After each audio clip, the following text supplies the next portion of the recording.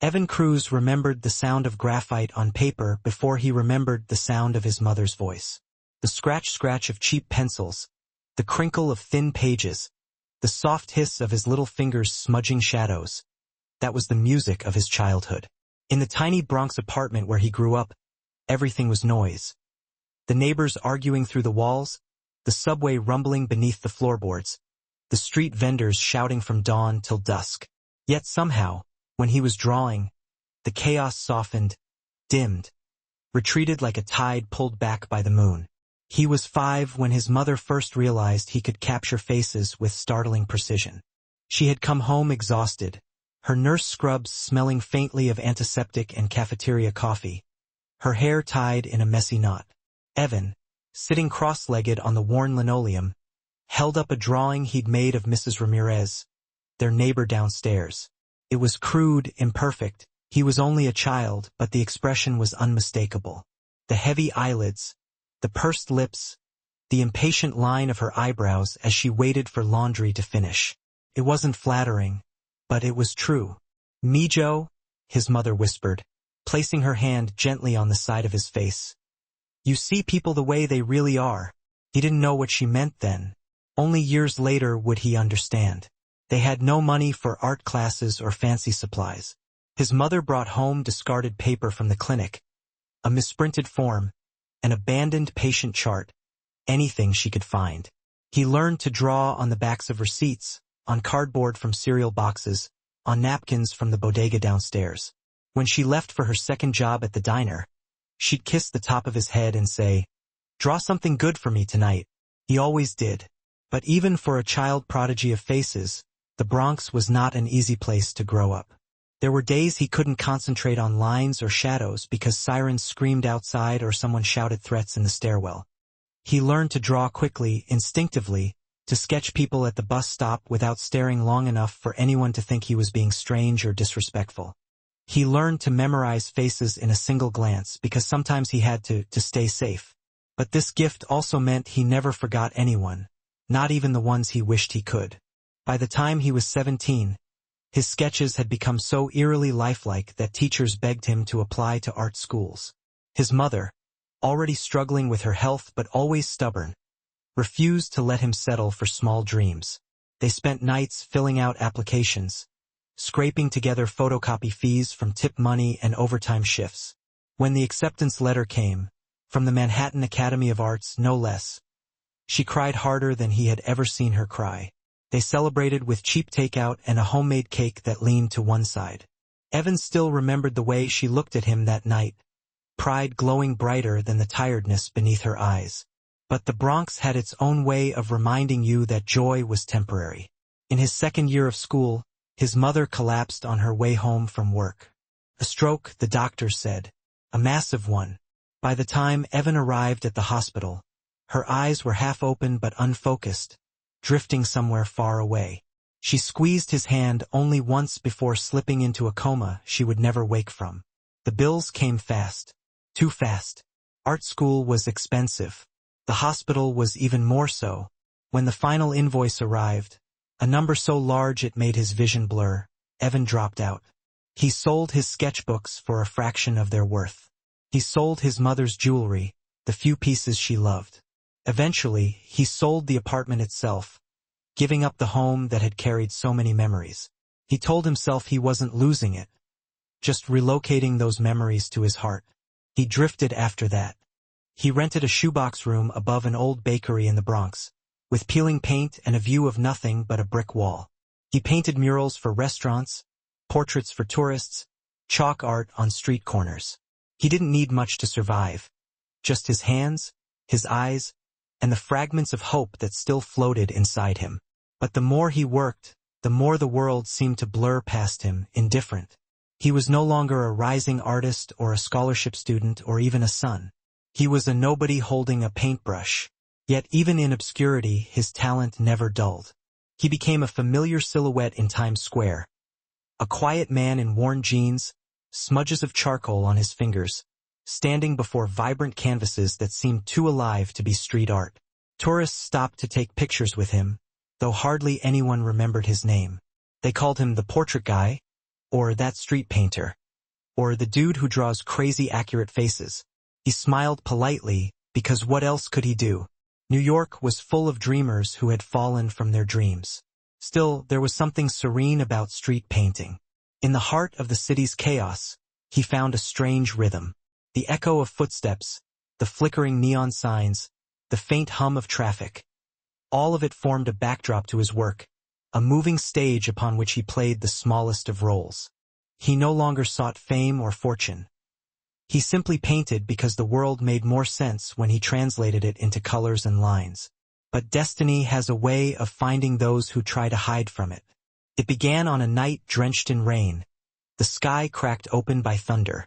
Tourists had vanished under umbrellas. The city felt quieter, almost fragile. Evan was packing his brushes, folding up the tarp that shielded his easel, when a gunshot tore through the air. It was so sharp, so sudden, that it seemed to cut the world in half. The sound echoed against the buildings. A moment of silence followed, a shocked, trembling pause, before chaos exploded. A man burst into view from the alley beside the souvenir shop. He wore a black hoodie, soaked in rain, droplets sliding off him like shards of broken glass. His right sleeve was torn, exposing a streak of blood that glistened under neon lights. He ran with a desperate speed, like someone fleeing from death itself. And for a fraction of a second, barely long enough to register, his face turned toward Evan. Just a glance. But for Evan, a glance was enough. Those eyes, cold, burning, predatory, seemed to pierce straight through him. He saw the sharp angles of the man's cheekbones, the subtle scar under the left corner of his mouth, the tense lines drawn across his forehead. Every detail carved itself into Evan's memory with painful clarity. The man didn't slow down, didn't hesitate. He sprinted past Evan, shoes splashing through puddles, and vanished into the storm. A second later, police rushed in. "Officer down!" someone screamed. Red and blue lights erupted across the street.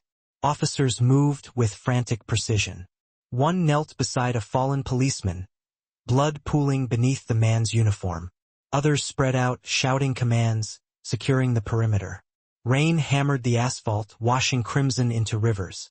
Evan stood frozen, drenched, clutching his paint-stained bag. The world felt unreal, like he had stepped into a scene from a film instead of the life he'd been quietly enduring. A tall, stern-faced officer approached him, Harper, her badge glinting beneath her rain-soaked coat. "Did you see the shooter?" she demanded.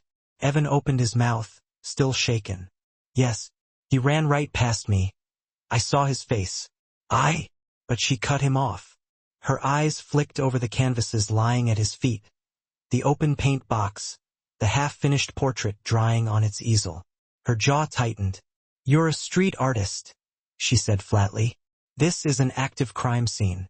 Move along." I saw him," Evan insisted, voice trembling. "He looked right at me." Harper stared at him, exhaustion clouding her expression. "Sir, please step back. We don't have time for this right now." Just like that, he was dismissed. Invisible. The same old story. Evan stepped backward, but not before glancing one last time at the wounded officer. He felt powerless, useless, even though he knew he had something valuable, something important. But who would believe a nobody? Rain continued pouring as he gathered his paintings. His fingers were numb, though he couldn't tell if it was from cold or despair. He walked away slowly, each step feeling heavier than the last. The shooter's face burned into his memory like a brand. The city swallowed him again as it always did. Yet that night, in his small apartment above the bakery, the face would not fade. It hovered behind his eyes, refusing to dissolve into the blur of ordinary memories. It lingered vivid and sharp. He tried to sleep, but every time he closed his eyes, he saw it again. The scar, the glare, the twist of the man's lips, the shadow beneath his brow. So he did what he had always done when the world refused to make sense. He sat at his easel and began to draw. The first lines came easily, the strong jaw, the angled cheekbones. Then came the subtleties, the faint asymmetry between the eyebrows, the slight downturn at the corner of the left eye. It was almost frightening how quickly the image reformed on paper. He did not need to think. His hands simply moved. Rain tapped against the window as he worked. He forgot to eat. Forgot the time. Hours passed like minutes.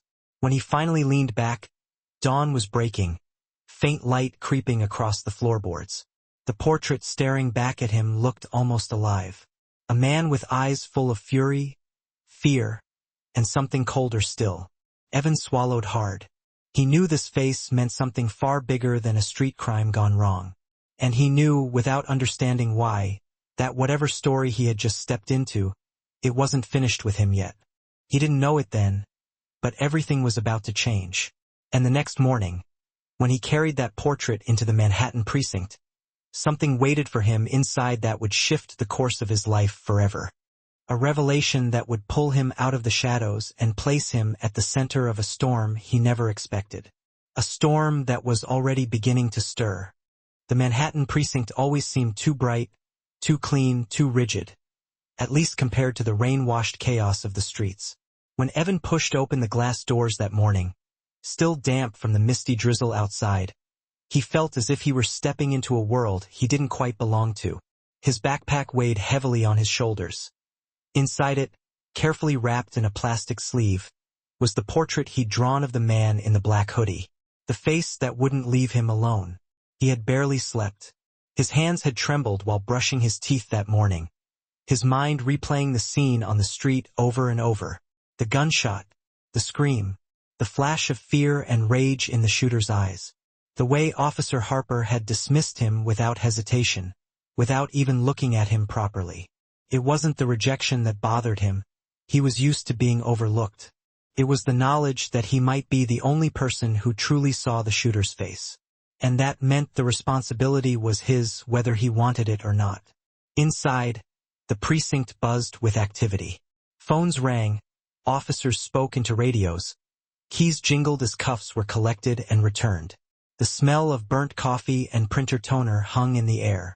Evan hesitated near the front desk, unsure of whom to approach. The young receptionist barely glanced at him before pushing a form across the counter. "You here to file a report?" she asked, her voice bored, eyes still glued to the screen. "No, I need to talk to someone about the shooting last night," he said softly. That got her attention. She sat up straighter, finally looking at him. Her gaze swept over his paint-stained jeans, his frayed jacket, the tired look in his eyes. "Name? Evan Cruz." She typed it in, frowning slightly, then gestured at the seating area. "Take a seat. Someone will speak with you." He nodded, though sitting only made his anxiety worse. The room was cold. Too cold. The kind of cold that seeped into your bones and made your thoughts feel brittle. He clutched the backpack on his lap, fingers tightening around the straps, as if holding on to something solid would steady the storm inside his chest. Minutes ticked by, slowly, painfully, but eventually, he saw Officer Harper stride past the hallway. She was in uniform, her hair pulled back into a severe twist, her expression stern as ever. She didn't notice him at first. Only when the receptionist called her name and pointed did Harper's eyes land on Evan. For a moment, her face hardened, as though bracing for irritation. But she approached anyway, arms folded. "You again," she said. "I thought I told you." "I know." Evan cut in, surprising even himself with the firmness in his tone. "But you asked if I saw the shooter, and I did, clearly, and I can prove it." Harper stared at him, measuring him with a new degree of scrutiny. "Prove it how?" Without speaking, Evan unzipped his backpack. The plastic sleeve crinkled as he pulled out the portrait. He hesitated only a heartbeat before handing it to her. Harper took the sheet of paper, expecting, what? A rough sketch? A childlike scribble? Something vague and useless? But as her eyes scanned the drawing, her posture changed. Subtly at first, shoulders straightening, breath pausing, then sharply. Her jaw stiffened. Her fingers tightened around the edges of the portrait. "Where did you get this?" she whispered. "I drew it," Evan replied. "Last night. This looks like a photograph." "It's not. It's him. I saw him. Harper swallowed hard, eyes locked on the image. She turned to the desk sergeant behind her. Call intelligence. Now, everything after that happened too quickly for Evan to keep up. Officers swarmed around Harper as she carried the portrait to a back room. Someone ushered Evan through a door into a cramped interrogation space. They asked him to sit. A metal fan rattled quietly above, circulating stale air. Evan waited, palms slick with sweat, heart pounding. When the door opened again, it wasn't Harper who walked in. It was a man in a dark gray suit, his ID clipped to his belt. "Mr. Cruz," he said, extending a hand. "Agent Marcus Feldman, FBI. I need to ask you a few questions." Evan stared at the hand for a second before shaking it. The agent sat across from him, placing a folder on the table. "We've matched the face in your drawing to someone we've been tracking for nearly a year," Feldman said. "His name is Victor Hale. He's the current head of the North Edge Syndicate. We believe he's responsible for several homicides, narcotics distribution, and trafficking operations throughout the city. He's extremely dangerous." Evan's stomach twisted. The memory of those eyes, cold and merciless, suddenly made more sense. "I didn't know," Evan murmured. "I just drew what I saw." "That's what's remarkable." Feldman opened the folder, revealing a printed mugshot.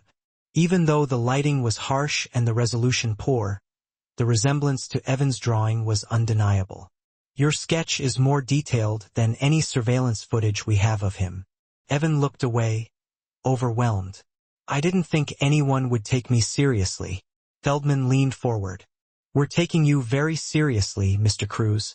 The intensity in his voice made Evan's skin prickle. He felt exposed, as though he had been thrust into a spotlight he never asked for. There was a knock at the door, and Harper entered. Her expression was a mix of frustration, realization, and something Evan couldn't quite name. Maybe guilt. "We confirmed it," she said quietly. "It's Hale." Feldman nodded. "We're going to move fast. If Hale was involved in the shooting last night, he's already hiding or planning his next move. Your sketch gives us something we've never had. A clear, accurate visual to work from." Harper looked at Evan with a softer expression than before. "You said he looked right at you?" "Yes," Evan replied. "Just for a moment. But I don't think he meant to. It wasn't random. He looked like he recognized something, fear, maybe, or desperation, or that he knew he'd gone too far." Harper exchanged a glance with the agent. Feldman cleared his throat. "We'll need you to answer some questions. Every detail matters." And so Evan told them everything. About the rain, the gunshot, the direction Hale ran, the glint of metal in his hand, the way his breath came fast and uneven as he sprinted past. He recited it carefully, like he was redrawing the scene from memory, line by line. When it was over, Feldman nodded approvingly. "You have an unusual ability." Evan shook his head. "It's just something I do." "Don't undersell yourself," Harper said quietly, surprising him. "Most people wouldn't remember half of what you described. And almost none could draw it like that." Evan didn't know how to respond. Compliments weren't common for him, not genuine ones anyway. Feldman stood. "Mr. Cruz, we're going to review camera footage in the area you mentioned.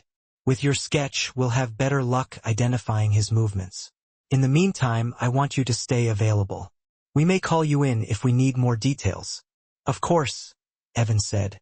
"Anything to help." Harper hesitated at the door. "Just be careful. Hale is dangerous. If he realizes someone saw him clearly, if he finds out someone drew him this accurately, he might see you as a threat." Evan felt a chill crawl up his spine. "Do you think he knows?" Feldman answered bluntly. "Probably not yet. But we can't rule it out."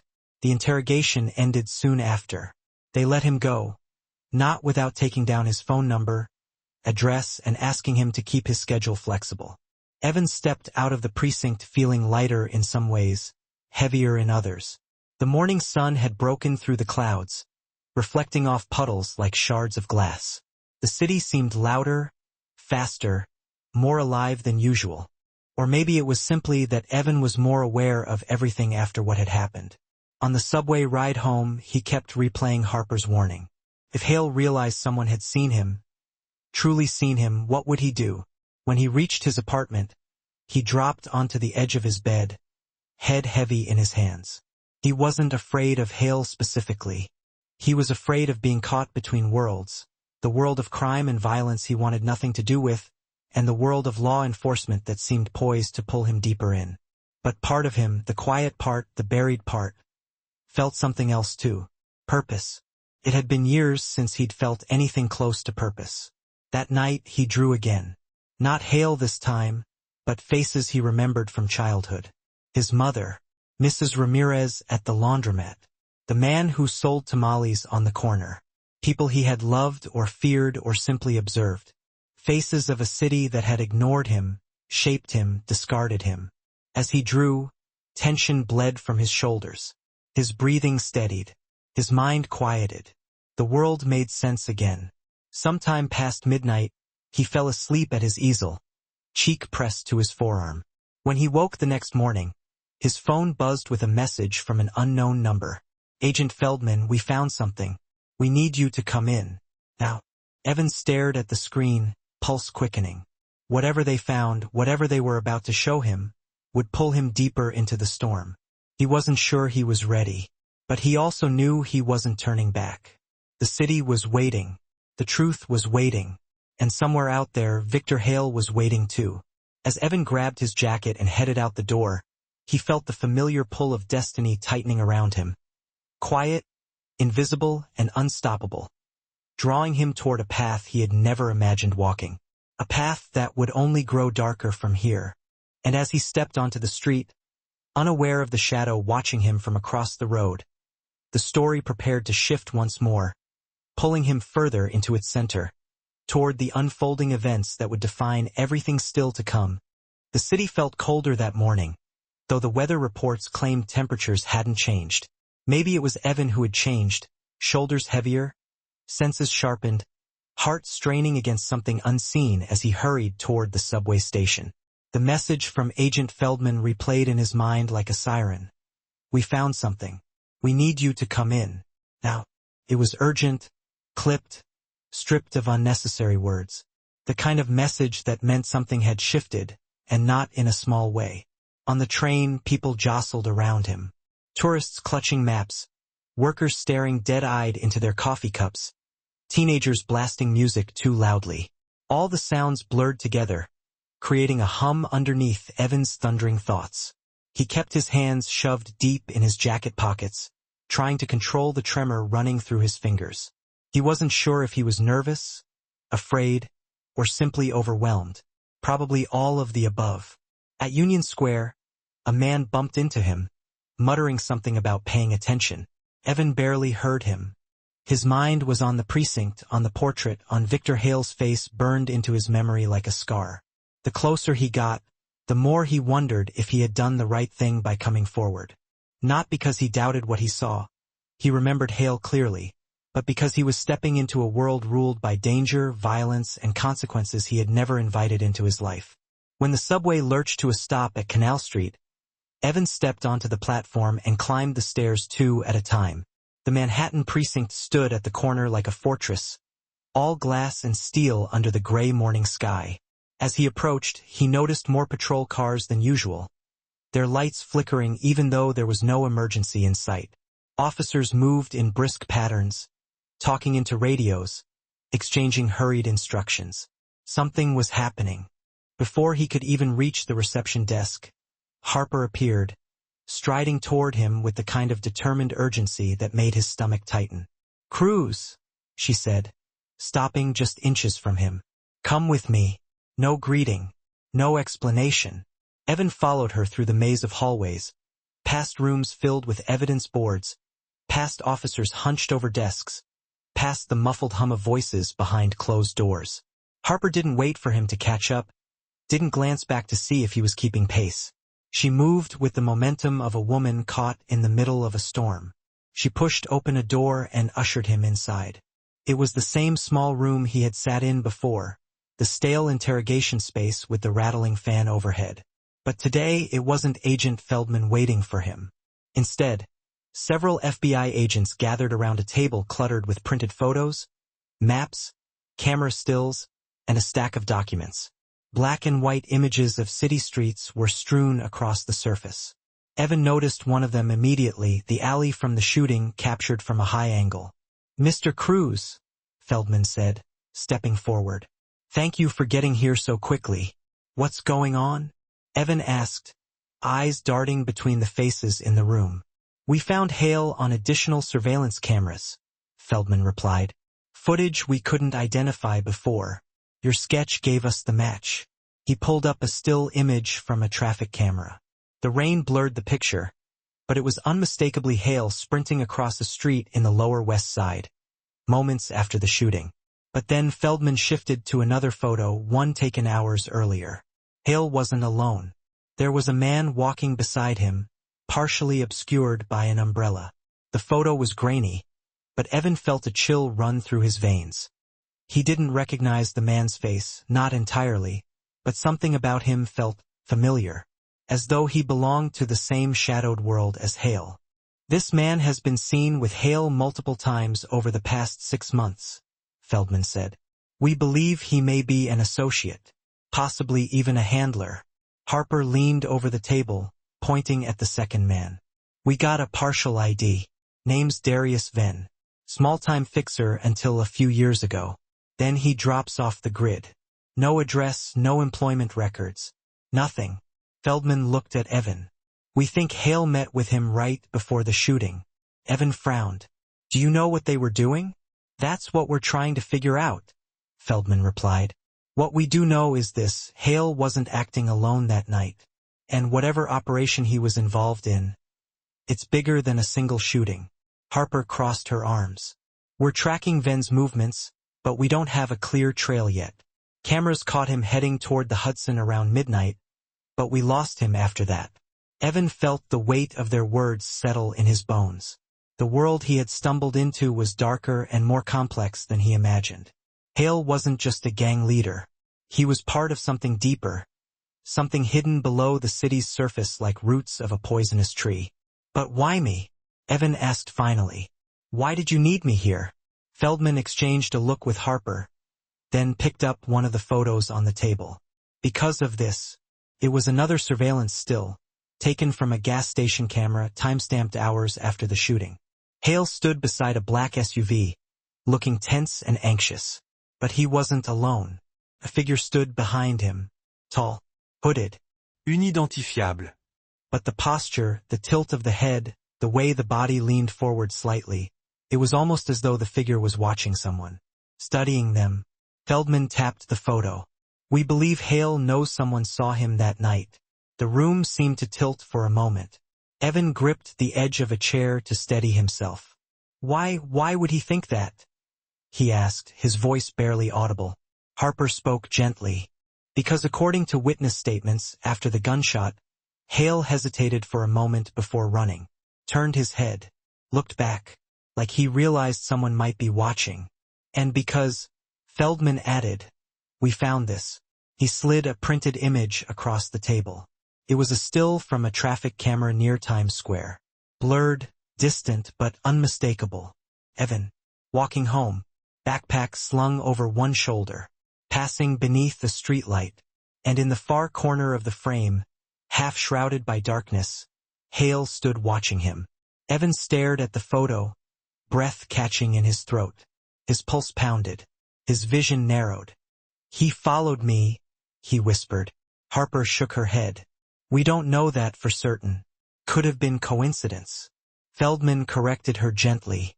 "But we can't rule out the possibility that he saw Cruz's face, or noticed him watching." The room dimmed around Evan. He suddenly felt small, far too fragile for the magnitude of what he was hearing. "So what does that mean? Am I in danger?" Feldman's pause said everything. "We'll assign a patrol car to your block," Harper said quickly. "Just for precaution." "Precaution," Evan repeated, the word feeling thin and useless. Feldman ran a hand over his jaw. "We don't believe Hale knows who you are, or where you live. But if he believes someone witnessed him, someone who can identify him, it's possible he'll attempt to neutralize that threat." "Neutralize?" The word sliced through him. Evan exhaled shakily. What do you need from me? We need you to go through additional surveillance frames, Feldman said. Not to identify Hale, we know it's him, but to help us detect details we might overlook. Your eye for faces, for small inconsistencies, could make a difference. Evan looked from Feldman to Harper, seeing a seriousness in their expressions that left no room for doubt. His life had diverged from its quiet path, thrusting him into a role he neither sought nor expected. He nodded. Okay, I'll help. They moved him into a dimly lit room across the hall, its walls bare except for a whiteboard on one side. A large monitor sat on the table, flickering with paused surveillance footage. Harper stayed with him while Feldman stepped out to coordinate something. You holding up? She asked finally. Evan stared at the screen, still trying to steady himself. I don't know. Harper leaned against the wall, arms crossed loosely. Look, Cruz, I owe you an apology. When you approached me that night, I should have listened. I shouldn't have dismissed you. He blinked, surprised. Harper didn't seem like the kind of person who apologized often. I get judged a lot, Evan said quietly. People see me as nothing, just someone taking space on the street. Harper shook her head. You're not nothing.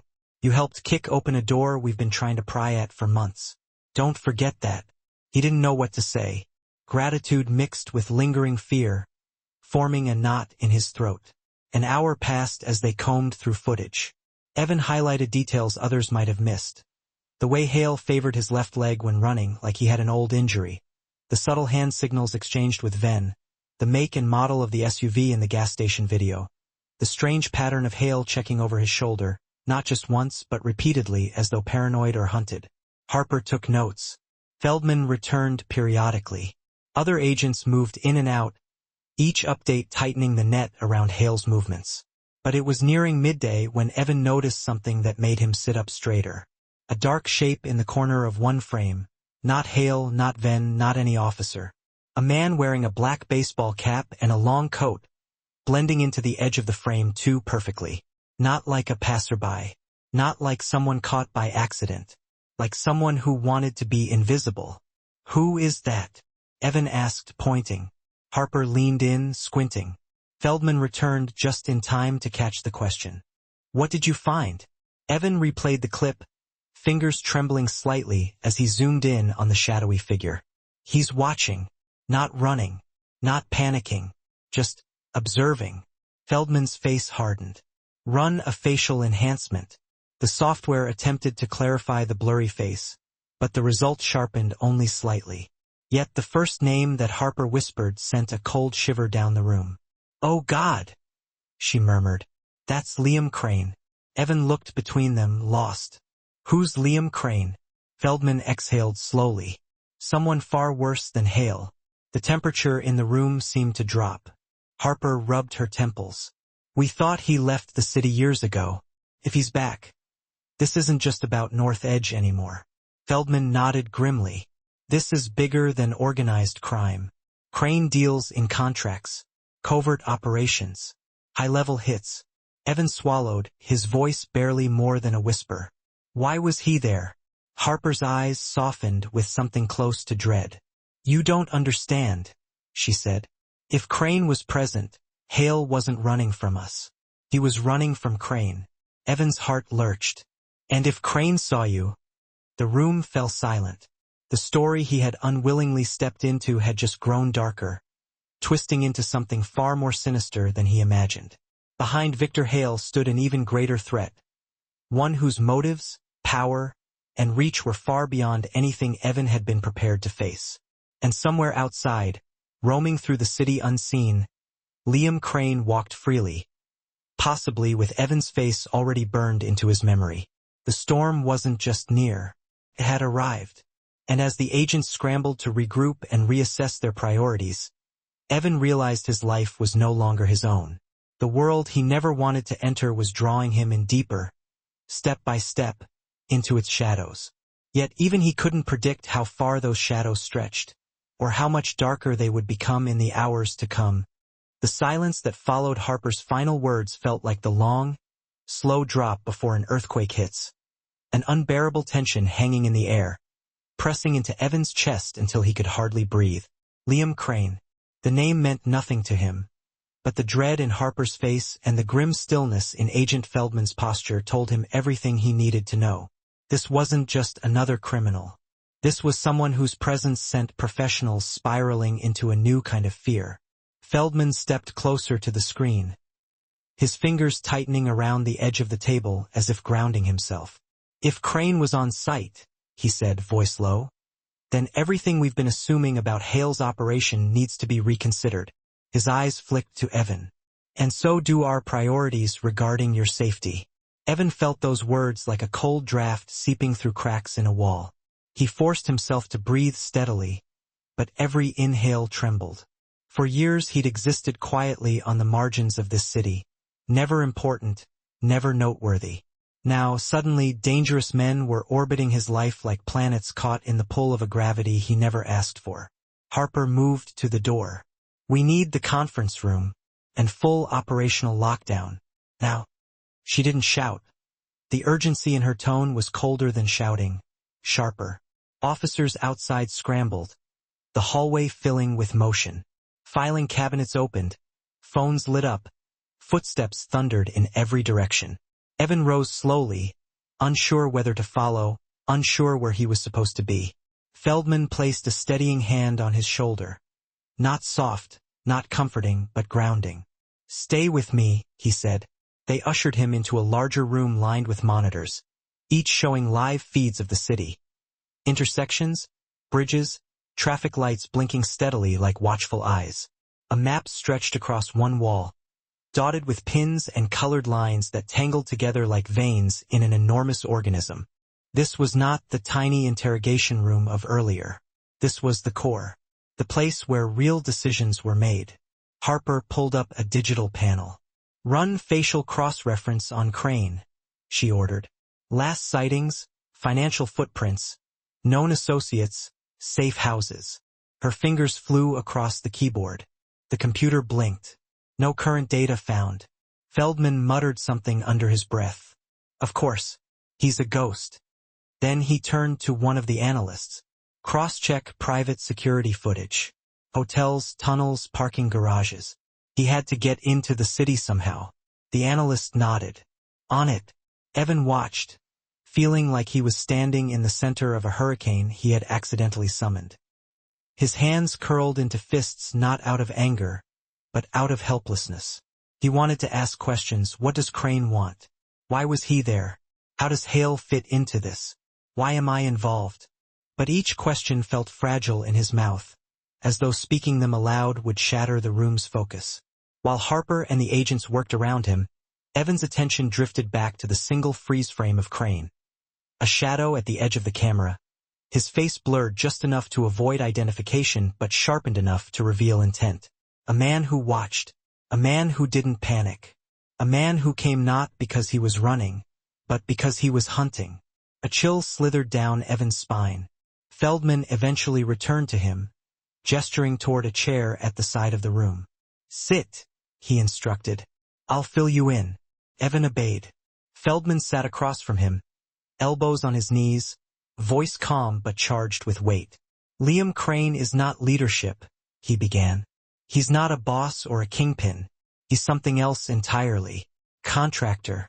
The kind of operator criminal organizations hire when they need something removed, cleaned up, or silenced." "Silenced," Evan repeated quietly. "Yes." Feldman didn't flinch. "No one hires Crane unless something has gone wrong. And no one escapes him unless someone even worse calls him off." Evan swallowed hard. The room felt smaller. "What does that have to do with me?" Feldman lifted the printed photo of Evan walking home and set it on the table between them. "If Hale saw you, or thought you recognized him, he might have reported loose ends. Someone might have passed that information up the chain." "Chain?" Evan whispered. "To Crane." Feldman leaned back, his eyes narrowing thoughtfully. "Or someone above him." Evan's heartbeat stumbled. The idea that powerful criminals were thinking about him, talking about him, made him feel exposed, as though every window in his life had suddenly cracked open. Harper approached, breaking the moment. We're tracking Crane's possible entry points. Her eyes flicked to Evan. But there's no guarantee we find anything. So what do I do? Evan asked. Go home? Hide? Stay here? Harper didn't answer. Feldman did. You stay under observation, he said. At least until we determine how much Crane knows. Under observation? Evan almost laughed, but it came out hollow. Meaning what? You're going to babysit me? We're going to keep you alive, Harper corrected, voice firm. Evan pressed his palms to his face, dragging down slowly. He felt the exhaustion settling into him like an anchor. I just draw, he said quietly. I never asked for any of this. Harper's voice softened unexpectedly. You didn't, but you saw something no one else did. And now the world won't just let that go. A long silence fell between them. Finally, Feldman gestured toward the door. We need you to come with us.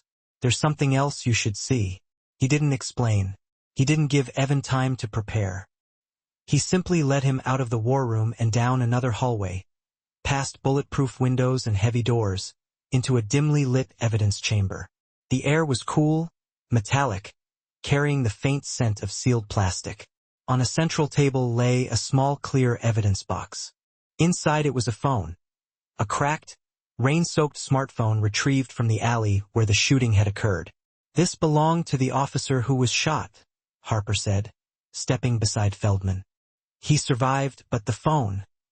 It captured something before it fell.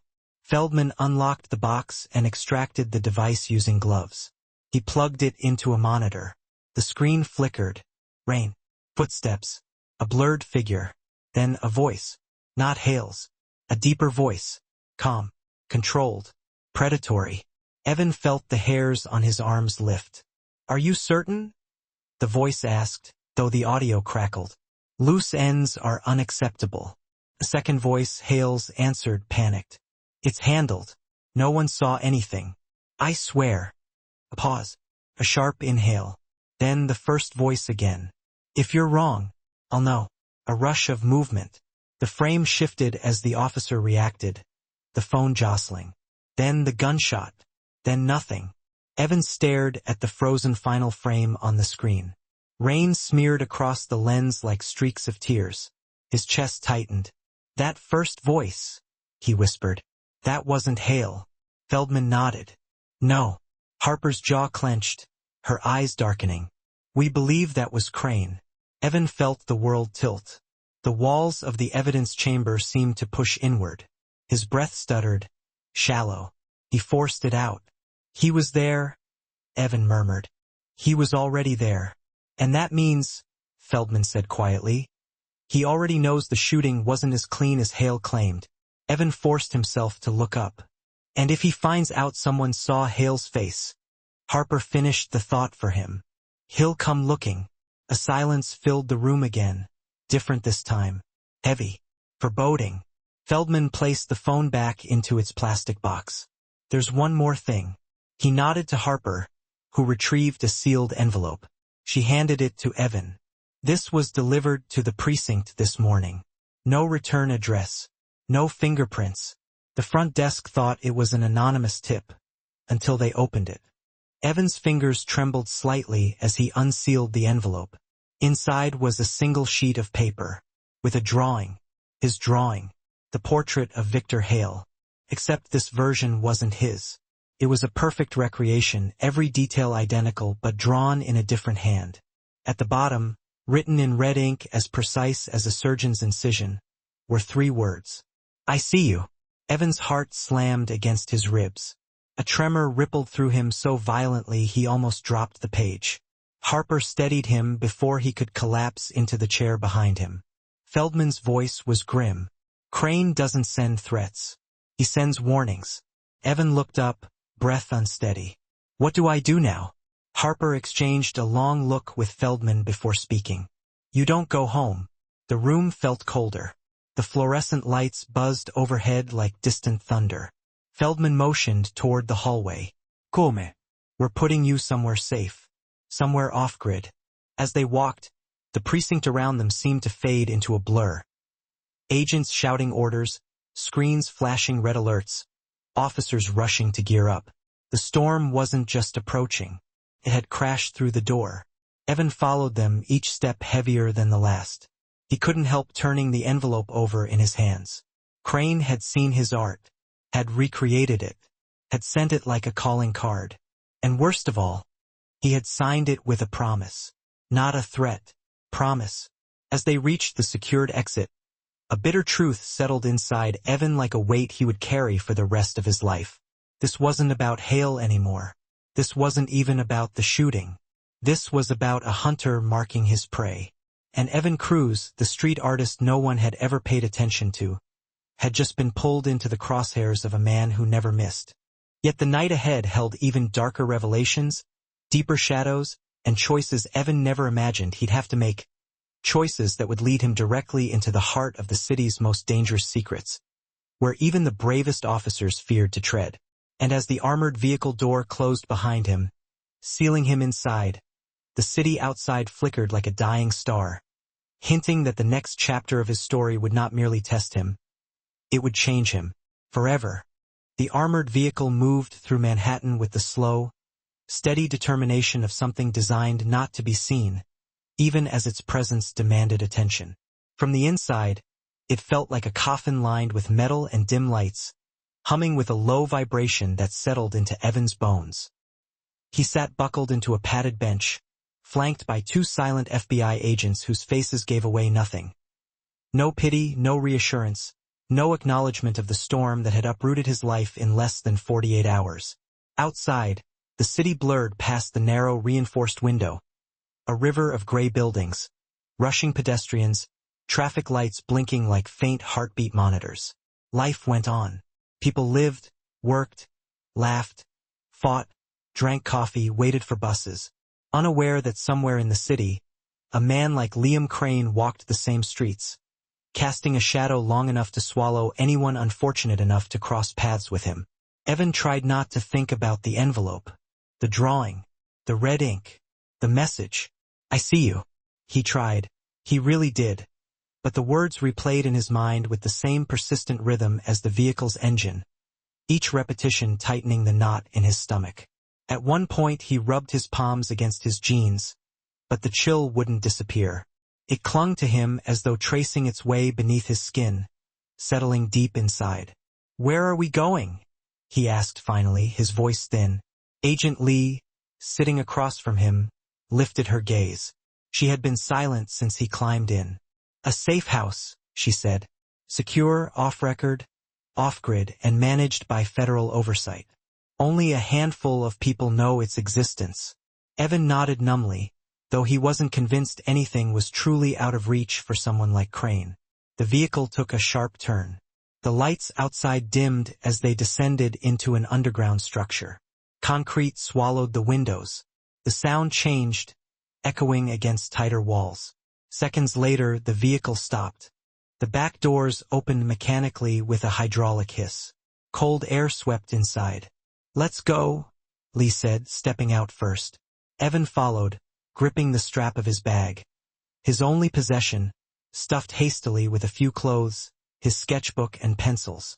The underground garage was vast, lit by fluorescent panels that hummed with an uneasy flicker. Dozens of pillars rose like silent sentinels. Two more agents waited by an elevator at the far end. Lee led him there, her hand resting near her holstered gun in a gesture so instinctive Evan doubted she even noticed she was doing it.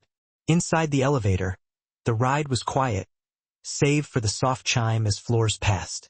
When the doors opened, they stepped into a long corridor that looked more like a hotel hallway than a safe house. Beige walls, muted lighting, 3 doors spaced evenly apart. Lee gestured to the one on the left. "You'll be staying here. 2 agents will be stationed outside at all times. Everything inside is secure. If you need anything, food, clothing, toiletries, let us know." Evan stepped inside. The room was surprisingly normal. A small couch, a bed neatly made, kitchenette. No bars, no cameras he could see. Nothing that screamed law enforcement facility. But the silence, the stillness, it felt foreign compared to his apartment above the bakery, where he could hear traffic at all hours, Footsteps from the upstairs tenant, dogs barking, music from the pizzeria below. This silence felt like being sealed away from the world. He set his bag down, walked to the window and found it frosted. A false view printed on the glass, showing a city skyline that wasn't real. A courtesy. Or a lie. Either way, it made the room feel even more like a box. "Agent Cruz," Lee said behind him. He turned. "I'm not an agent. You're something else now," she replied. The faintest hint of sympathy crossed her face. "You didn't ask for this. But you're in it." He didn't answer. She let herself out quietly, the door locking automatically behind her. Evan stood alone. Minutes passed. Maybe hours. Time folded and stretched strangely in the small room. He tried to lie down but couldn't stay still. He tried to sketch to calm his nerves, but every line he drew curved back toward Hale's face, or worse, toward the shadow of Crane standing in that alley frame. Eventually, the silence became too much. He opened the door. 2 agents stood outside. Lee and another man, Ramirez, both alert. "I need air," Evan said. Lee's expression softened. "You can't go outside, but you can walk the hall." Evan stepped into the corridor, pacing slowly, counting each step. 21 steps from one end to the other. 21 back. He repeated it again and again until his breathing steadied.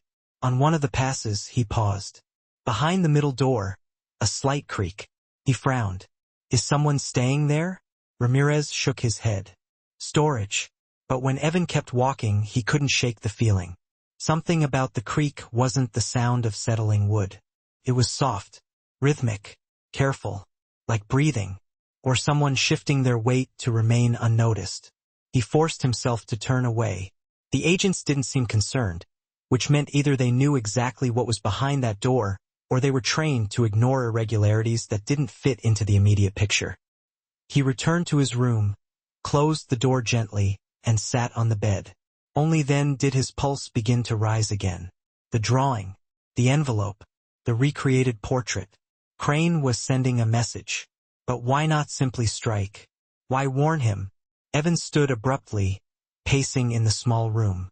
If Crane wanted him dead, he would be dead already. That much was obvious. The man didn't play games, according to everything Feldman and Harper had implied. But he had sent a message. Which meant, the thought hit him like a sudden impact. Crane didn't warn prey. He studied them. He stalked them. He learned them. The realization made Evan shiver violently. He pressed his back to the wall, grounding himself with the cold surface. A buzz startled him. The room phone. He approached it hesitantly. It rang again, a low, insistent hum. He lifted the receiver. "Hello?" Static. Then a voice. Almost a whisper. "Are you sleeping comfortably?" Evan's blood froze. He opened his mouth, but no sound came out. The voice continued, calm, quiet, disturbingly controlled. "I'd like to paint you too, Evan." He slammed the phone down so hard the plastic cracked. The agents burst through the door immediately, guns drawn. "What happened?" Lee demanded. Evan swallowed, throat dry. He called. "Who?" He stared at her. She didn't need the answer. Ramirez grabbed the receiver, listening, nothing but dead air. Lee reported it instantly, radio crackling. Within minutes, Feldman arrived, his face carved with tension. "Did he say anything else?" he asked. Evan repeated the words, voice shaking. Feldman clenched his jaw. "He's playing psychological warfare." "No," Evan whispered. "He already knows where I am. He's not taunting. He's watching." Feldman exchanged a glance with Lee, sharp, worried, unspoken. "He shouldn't be able to reach this line," Lee said. "Everything here is encrypted. Unless he tapped it before we arrived," Ramirez muttered. Feldman shook his head. "Crane doesn't need to tap lines. He pays people who can." Evan sat heavily on the bed, trembling. The walls felt tighter, the air thinner. Every shadow in the room twisted into something sinister. The false window seemed suddenly mocking, an artificial view hiding a world where danger roamed freely. "Pack your bag," Feldman said abruptly. We're leaving. Evan's heart dropped. Leaving? Where? I thought. This safe house is compromised, Feldman snapped. We move now. The agents rushed, securing the hallway, checking corners, sweeping the stairwell. Harper arrived moments later, hair damp with sweat as though she had run from another wing of the facility. You okay? She asked Evan. He nodded weakly, though it wasn't true. The group moved fast. Down the hall. Into the elevator. Through an access corridor. Into a different garage. Another armored vehicle waited. But as they approached, a sound echoed through the concrete chamber. A soft metallic clink. Lee froze. Ramirez raised his weapon. Another clink. Something rolled out from beneath a vehicle near the exit ramp. A small cylinder, black, unmarked. Flashbang, Harper shouted. Light exploded. Sound detonated. Evan felt his body lift off the ground.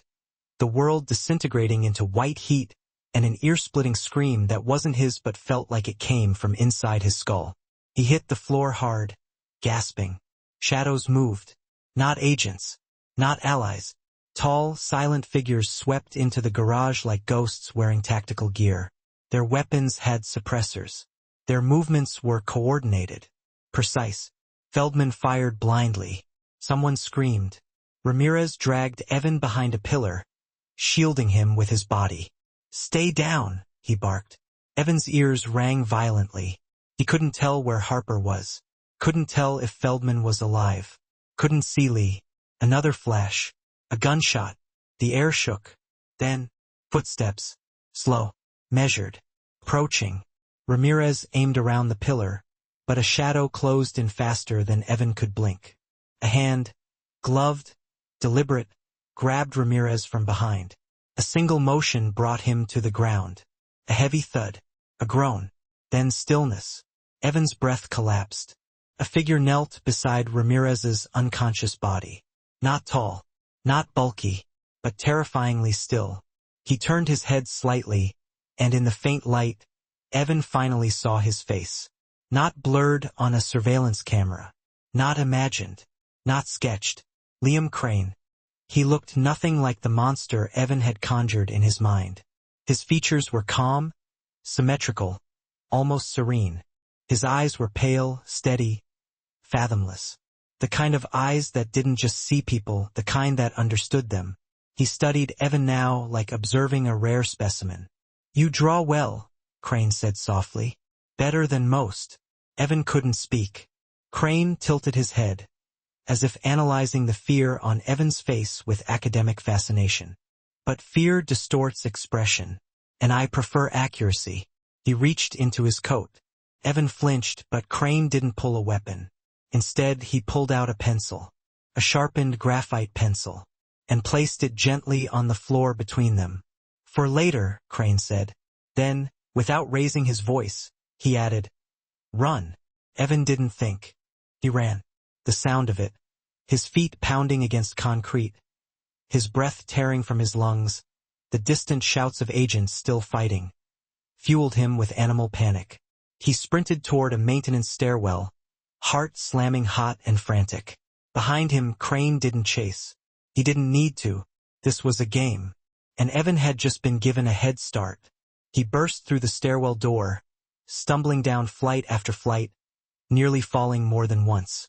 The alarms in the building finally roared to life. The entire structure shook with the chaos of boots, gunfire, echoing orders. Evan didn't stop. He didn't look back. He didn't breathe properly until he slammed through an emergency exit into the blinding daylight of an alley 2 blocks from the facility, collapsing against a brick wall, lungs burning, world spinning. The city moved around him, cars honking, voices echoing, life pulsing. But somewhere behind him, beneath layers of concrete and steel, a man who never missed was watching. And the game had begun. Evan wiped the sweat from his face, forcing himself to his feet. He had no safe house, no escort, no plan. But he was alive. And if Crane wanted accuracy, Evan would have to learn how to survive long enough to give him something else entirely. Something unexpected. Something dangerous. Something that might turn the hunter into prey. But before any of that, he needed to disappear into the city, and quickly, before the next move unfolded, dragging him deeper into the shadows he had never asked to enter. Because the night approaching would test him more than anything that had come before, and lead him into the darkest chapter yet. The city had never felt so enormous, so indifferent, so violently alive. Evan staggered into the alley, lungs burning, vision trembling at the edges. His legs barely obeyed him.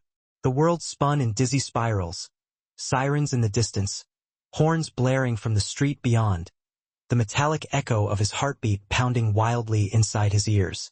He pressed a shaking hand against the brick wall for balance, panting hard, sweat and fear mixing into a raw, electric panic.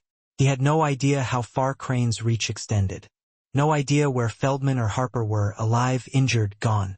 No idea if the men fighting in the garage were agents, killers, or bodies cooling on the concrete floor. But the only thing he knew was this. He had survived, for now. And surviving meant moving. He stumbled forward, weaving into the rush of pedestrians flowing along the sidewalk. His clothes were rumpled, his hair damp with sweat, his hands trembling, but no one looked twice. In New York, chaos hid easier than anywhere. People avoided eye contact as if fearing they might inherit someone else's trouble by accident. Evan made it 3 blocks before the dizziness forced him to slow. He ducked into a convenience store, gripping the edge of a counter to keep upright. The clerk barely looked up from his phone. Evan grabbed bottled water, unscrewed the cap, and drank half in desperate gulps.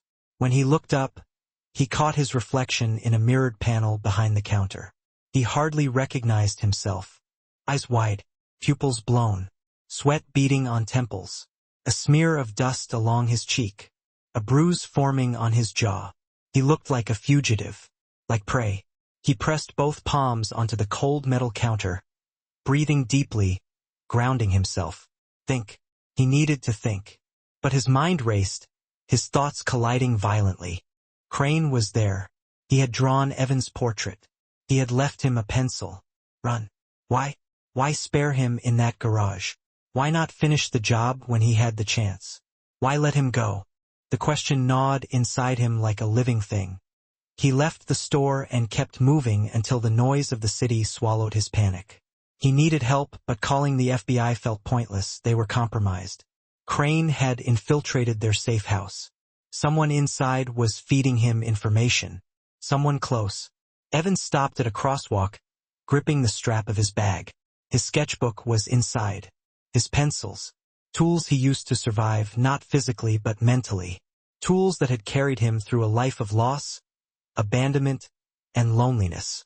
A sudden realization hit him with enough force to still his breath. He had one advantage that Crane didn't expect. His ability to see, to notice, to remember. Crane underestimated that. Or he didn't understand it.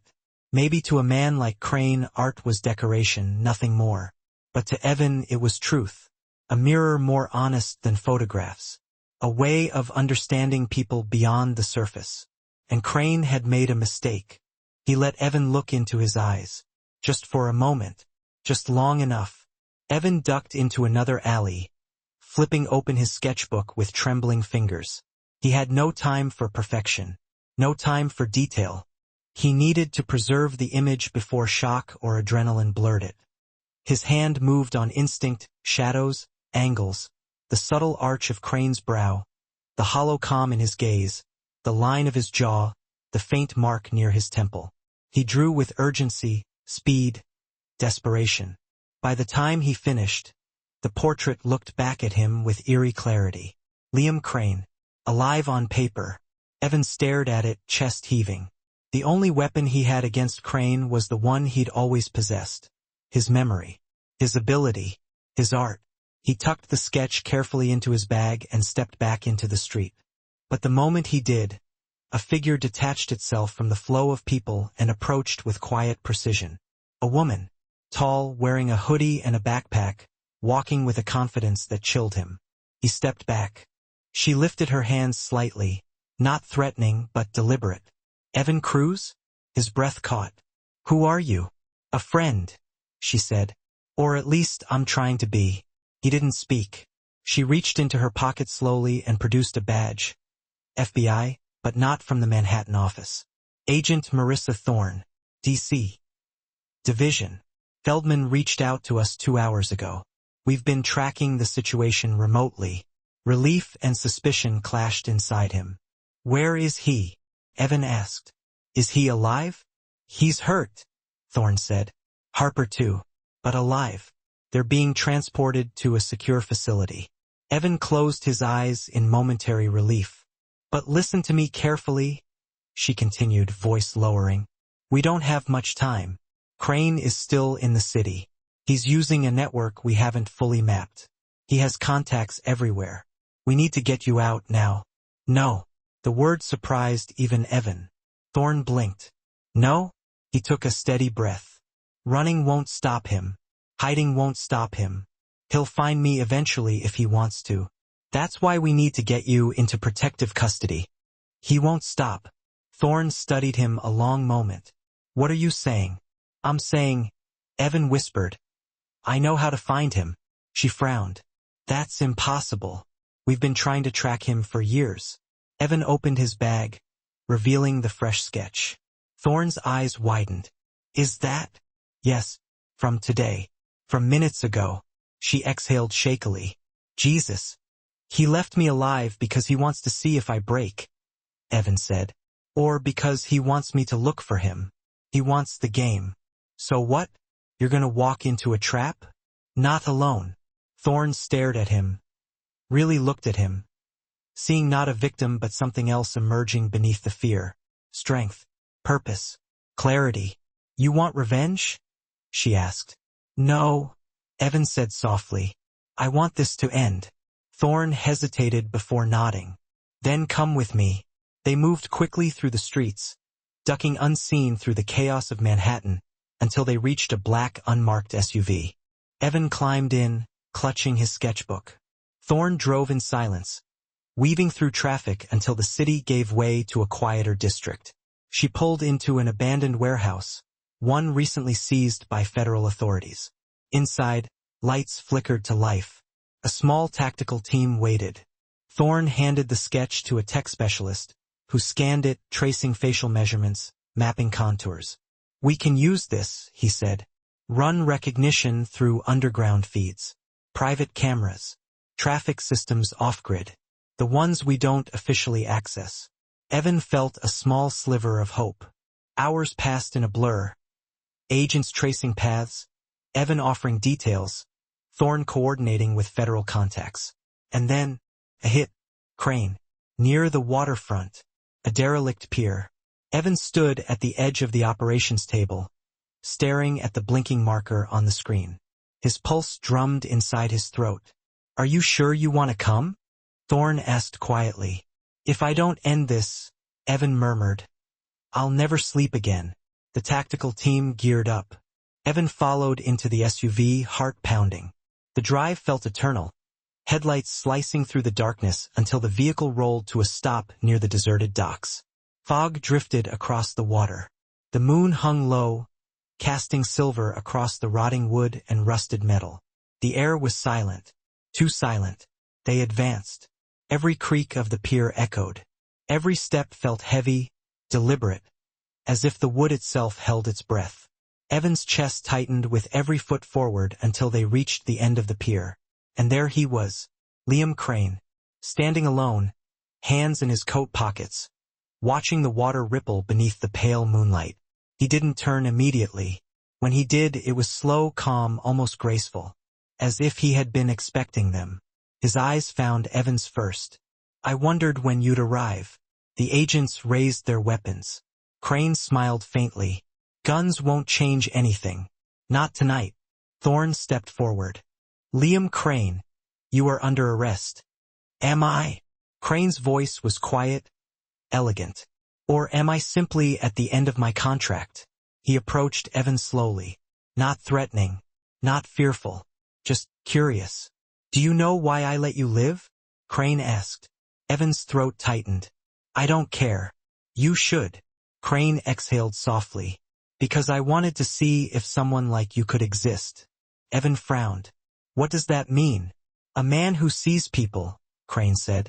Who sees them honestly. Without power, without agenda, without manipulation. He tilted his head slightly. Do you know how rare that is? Thorn barked. Don't move. But Crane ignored her. He stepped closer to Evan.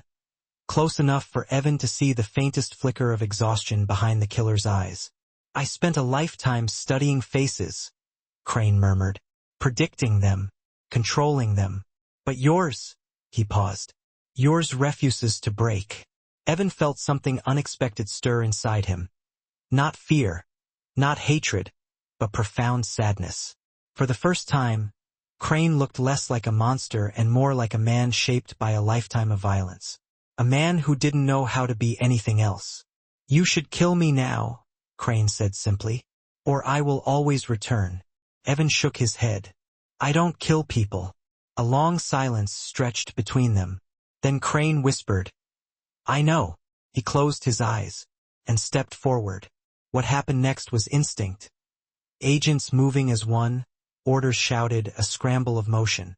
The moment Crane crossed the invisible perimeter line, the tactical team acted.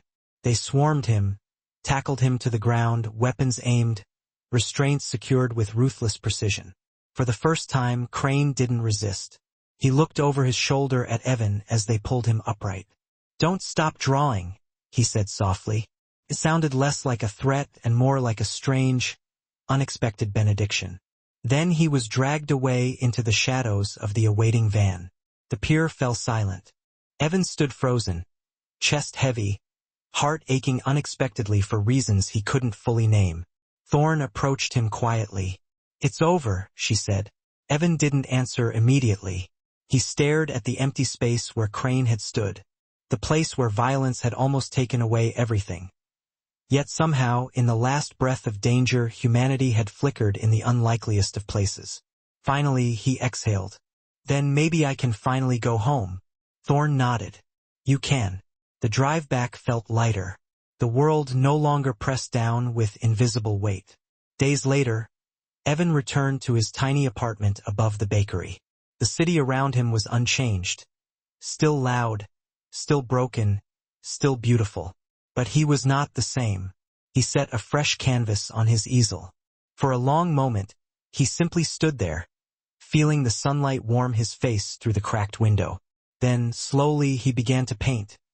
Not Hale, not Crane, not the faces of fear or violence, but the city, his city, the people who passed him every day without seeing him, the stories in their eyes, the quiet beauty in their imperfections. Stroke by stroke, he poured everything into the canvas. Not pain, not trauma, but truth. The truth of seeing. The truth of surviving. The truth of being alive. Tears blurred his vision, soft and warm, falling onto the paint that had always saved him. When he stepped back hours later, the canvas glowed with life. New York in all its fractured, resilient glory. And for the first time in a long time, Evan smiled. A deep, quiet smile. A smile that came from somewhere inside he thought had died years ago. He whispered into the still air of his apartment. I'm still here. Outside, the city breathed with him. Alive. Enduring. Full of faces waiting to be seen.